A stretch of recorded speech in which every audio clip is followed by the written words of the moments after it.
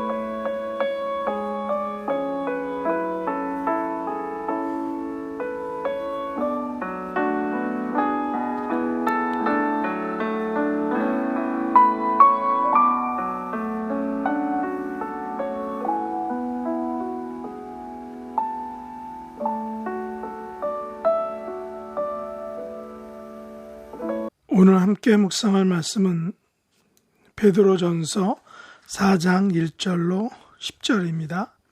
1절 그리스도께서 이미 육체의 고난을 받으셨으니 너희도 같은 마음으로 갑옷을 삼으라. 이는 육체의 고난을 받는 자는 죄를 그쳤음이니 그 후로는 다시 사람의 정욕을 따르지 않고 하나님의 뜻을 따라 육체의 남은 때를 살게 하려 함이라.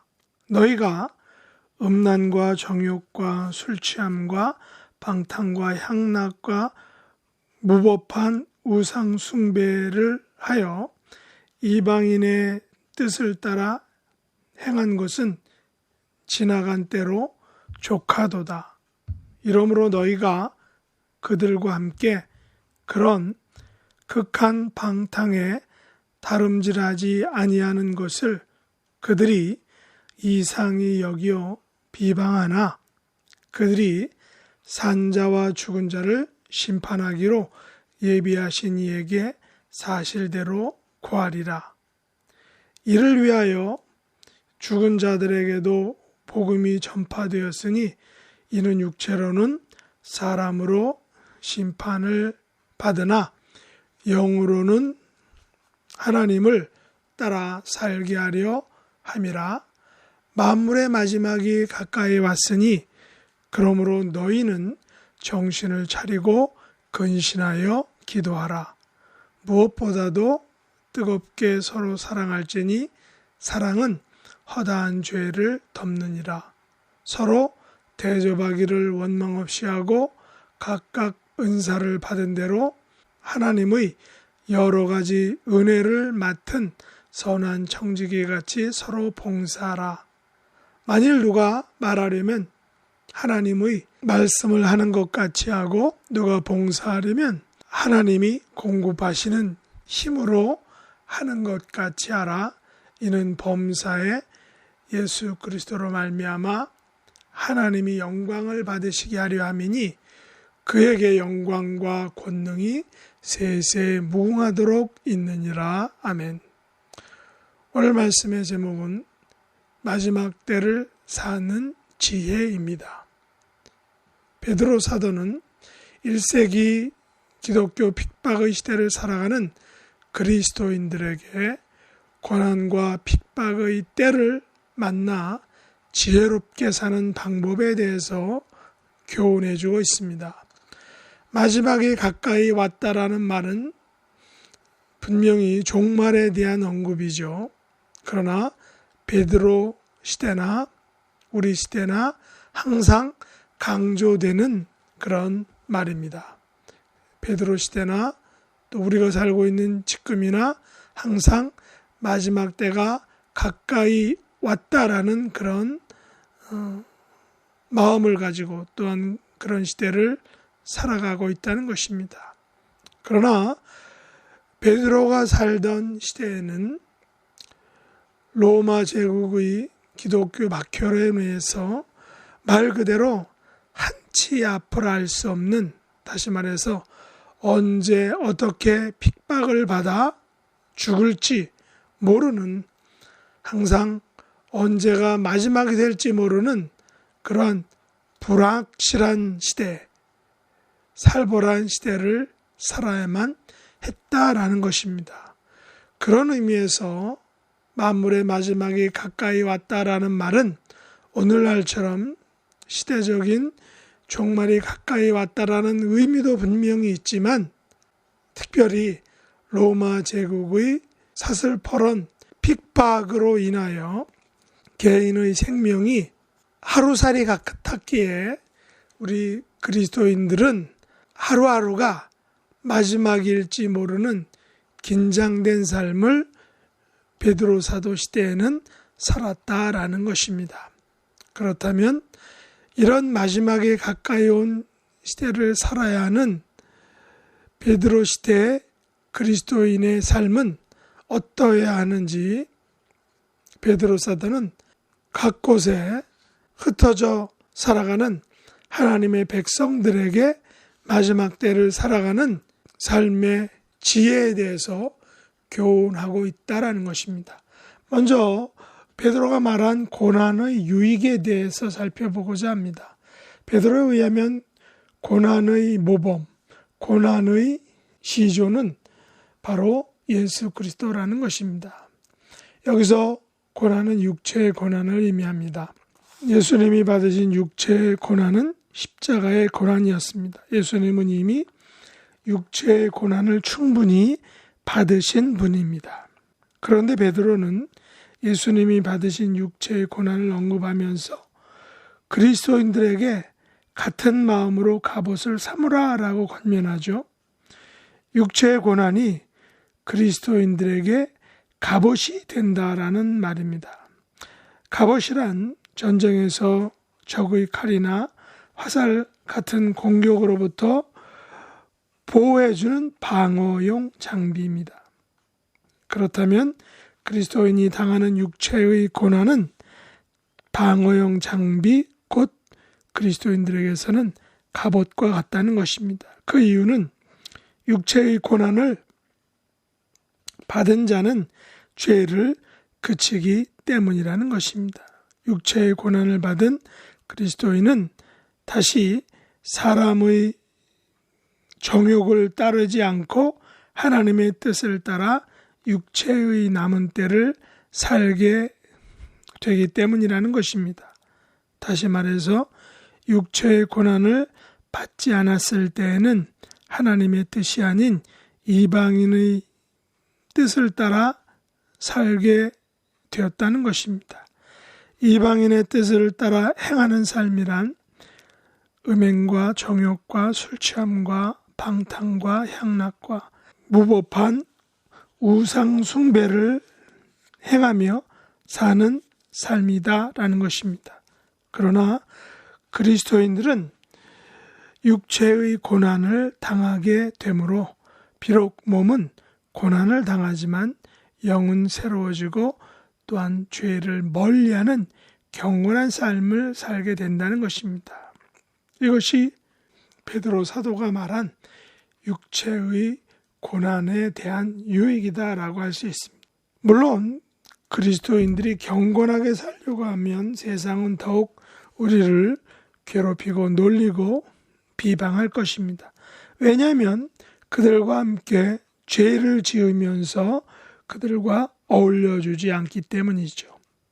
그러나 산자와 죽은 자를 심판하시는 예수님께서는 비록 고난당하여 육체로는 사람에게 심판을 받아 죽게 되어도 영으로는 하나님께서 살려주시는 은혜에 거하게 된다라고 말합니다. 분명한 것은 산자와 죽은 자를 심판하시는 하나님과 또 하나님으로부터 그 고난을 부여받은 예수님께서 이방인의 뜻을 따라 행한 사람과 하나님의 뜻을 따라 행한 사람을 분명하게 구분하시고 심판하신다라는 사실입니다. 그러므로 그리스도인들은 만물의 마지막에 가까이 왔음을 기억하고 다음과 같은 삶을 살아야 한다는 것입니다. 첫째, 정신을 차리고 근신하여 기도해야 한다라는 것입니다. 베드로 사도는 그리스도인의 영적인 갑옷으로 기도를 말하고 있습니다.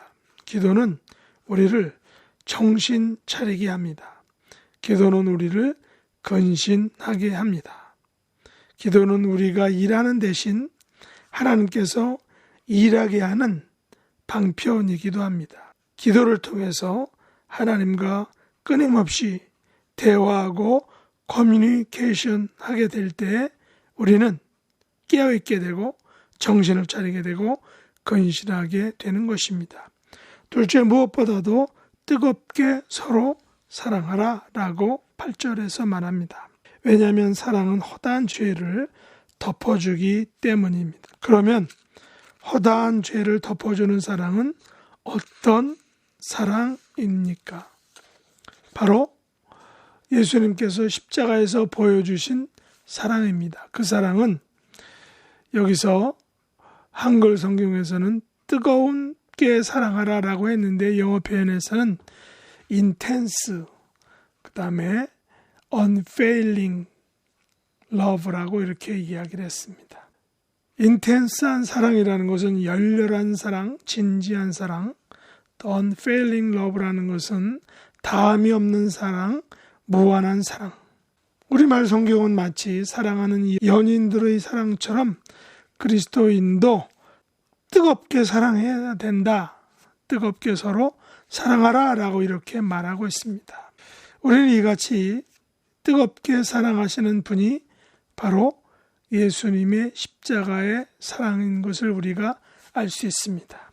어느 정도 연인 간의 열렬한 또 다함이 없는 그런 무한한 사랑과 또 예수님의 십자가에서 보여준 그 다함이 없는 열렬한 사랑, 뜨거운 사랑, 이것은 내용면에 있어서는 같다라고 이렇게 할 수 있겠습니다. 예수님께서는 우리에게 뜨거운 사랑, 뜨겁게 십자가를 통해서 우리에게 그 사랑을 확증해 주셨다는 것입니다.